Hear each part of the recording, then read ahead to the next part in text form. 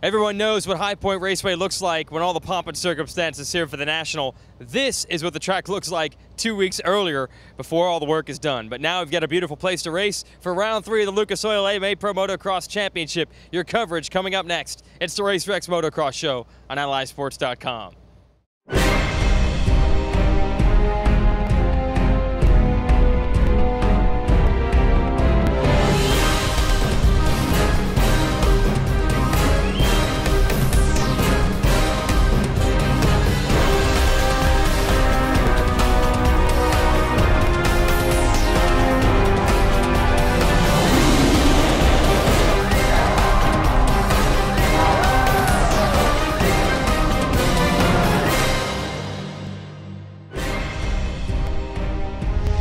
Welcome to the Racer X Motocross Show on AllySports.com. 40th anniversary tour of the Lucas Oil AMA Pro Motocross Championship, and this is the 35th annual Rockstar Energy Drink High Point National in Mount Morris, Pennsylvania. Jason Wygant, Paul Lindsay on hand to bring you to your first East Coast event on this 12-race tour. And Paul, as you know, as being a rider, being a team manager, when you go east for the first time, it changes up a lot of things in this series. Yeah, you know, we start the series off with 2 rounds, California and Texas. We talked about a lot of the guys having that Supercross hangover. Yeah. They've had a week off. We're on the East Coast now, and as Ricky Carmichael used to say in Supercross, starts at Daytona. Well, it starts right here in Mount Morris for the East Coast swing. We've got 4 in a row coming up. We'll see if these guys can get it in gear after this, I guess. Yeah. If you don't have your situation figured out now, there aren't going to be off weekends to do it.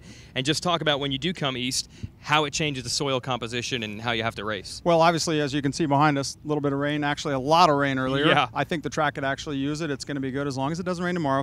Chance of scattered showers, I guess. Right. But the dirt is definitely different. Not as much topsoil as you see at some of the other harder tracks. Lakewood brings in a lot of dirt. Obviously, Hangtown, Texas, we saw the same. High Point, it is what it is. This is a classic outdoor track, and should be good and soft with this rain that we just had. Yeah, the track guys said, hey, that just saved us a bunch of work. We were going to water it anyway. So they're feeling good. Speaking of feeling good, we got a birthday boy in the pits of the 450 class. Let's check in with Michael Byrne of the BTO Sports Butler Brothers Suzuki team. It's my birthday today, but like we're out in the middle of nowhere here, like you said, and gonna go down to Morgantown tonight. Just go out to dinner, and I think we're gonna go check out Davey Coombs' restaurant, get a bite to eat, and go to the hotel and go to sleep. That's about it for my birthday today. No, I definitely like High Point. Last year didn't go so well for me, but the few years before that have been really good. Last year I got hit with a rock in the hand, and you know, when I fell and broke a bone in my hand. So just trying to forget about that one. I've had a lot of good moments here, so hopefully just try and carry that into tomorrow and see how we go. All right, that's Byrne. He's trying to break into the top 10, and early in the series, you know that there's a lot of guys healthy, a lot of guys going for it, so the top 10 is very dense with talent. We had a week off that you touched on, and I think that puts a lot of pressure on Ryan Villopoto. Everyone is wondering, okay, now that he's had a week off, are we going to see the Ryan Villopoto we're used to seeing? So there's some pressure there on the number 2. Well, obviously, the 3 championships that he didn't get hurt in, he won 3 in a row right out of a rookie year from amateurs. Championship, and he was hurt in 09, hurt in 2010, so we'll see what he can do here. Obviously, we talked about Ryan Dungey getting in gear, 2nd round in after the Supercross Championship last year. As we talked about, he's already 21 points down on Reed. He needs to get moving here at the 3rd round of Mount Morris. Yeah, so we've never seen Villopoto just be irrelevant. Like you said, he's either been winning or not here. So that's an interesting situation. You got a couple other guys. We're hearing Christophe Pourcel not racing, although you said you saw his bike go through tech, so we still don't know. We never know. You know, those crafty Frenchmen, they like to be mysterious, so we'll see if he's here or not. The word is he's not, but I saw his bike go through tech. So. And I just saw Michael Leslie walk through this tunnel that's right underneath us right here, and he said it's a game time decision. I would not be surprised to see the number 800 in the gate. So you throw in more talent, you throw in a week off so everybody get better. Should have some good racing in that class. It's going to be fun. It'd be great to see Alessi back out here. Don't forget we'll have Trey Kennard back soon as well. Yep. And, you know, Davey Millsaps is riding well. Brett Metcalf quietly sitting in 5th place in points, I believe, only 8 out of 3rd. So things are tight, but the surprise leader, maybe not a surprise to him, but 21 points out front. Chad Reed, be careful, guys. He could run away with this thing. That's a big point lead early, but like we're saying about Byrne trying to get that top 10, that's a lot of guys in there. Now let's transition over to the 250 class. I think a bit of a surprise. Didn't have much of a Supercross series at all, but he's in the mix to try to get a podium on the 250. Let's talk to Star Racing's Gareth Swanepoel. Yeah, Texas was pretty good.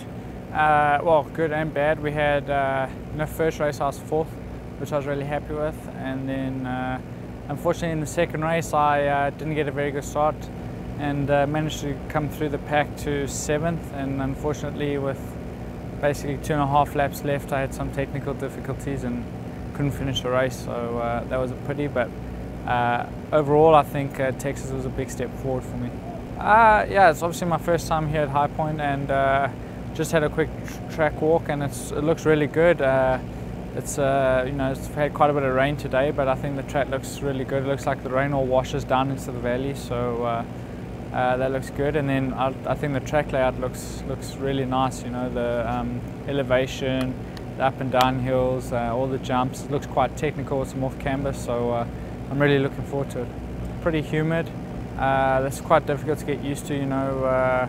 Especially with me living in California, the heat's always dry, so when you come out of racing on the East Coast, it's always humid.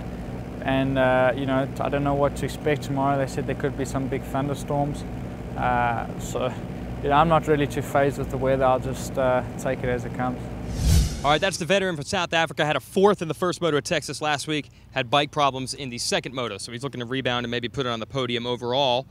The only riders who've been doing that consistently right now are Dean Wilson and Tyler Rattray. They've got big points leads already, 2 races in. Yeah, that red plate, I love the red plate thing, by the way. It looks really cool on that number 15 Monster Energy Pro Circuit Kawasaki. And the other South African, Tyler Rattray, the guy that everybody, including myself, seems to underestimate. He wins races, he does it quietly, and he's right in the thick of things. And there's some other riders who are kind of waiting to get going here, and you mentioned it, starting with the Supercross guys. Yeah, where are our East and West Lights champions? Obviously, Barsha and Tickle figured to be a factor outdoors. Tough start for them in the first 2 rounds. I'm sure they're both looking to hit the reset button here and get into this championship. Yeah, and you came up with an interesting point. We were bench racing before. To give you an idea of how wide open this class is, no matter who wins, something is going to change in the sport, right? That's right. You know, I love the numbers, the red plate thing. I'm a geek for that. Mathis, that's for you. We're going to have a new single-digit guy at the end of the series. There are no former champions in this class, so the winner is going to be a first-time champ, and he's going to get the honor of having a single-digit next year, so that should be cool. All right. Well, folks, got to be very careful here to figure out how to watch all this racing on TV. The 450 class second moto will be on NBC Sunday at 4 Eastern. I think they've got some hockey game or something like that on, so we can't show the race live. I guess it's important to some people. Speed will show the second 250 moto on Saturday night, and of course the first motos are always live right here on allysports.com and on Fuel TV. So again, Fuel TV first motos live starting at 1 o'clock Eastern time right here from Pennsylvania. 250 second moto on Speed Saturday night, 450 second moto on NBC Sunday afternoon. If you can't follow all that, just go to allysports.com, click the link, you can find your TV schedule there. We're all good. Paul Lindsay will bring you back a little bit tomorrow for a little analysis, but overall should be a good weekend here. I just hope the rain stays away. And either way, I guess there's a few guys in the pits probably praying for rain right now. Yeah, some of the most legendary events here have happened in the mud, so it'll work rain or shine. For Paul Lindsay, I'm Jason Wygant. Thanks for watching the Racer X Motocross Show on allysports.com. We'll see you tomorrow.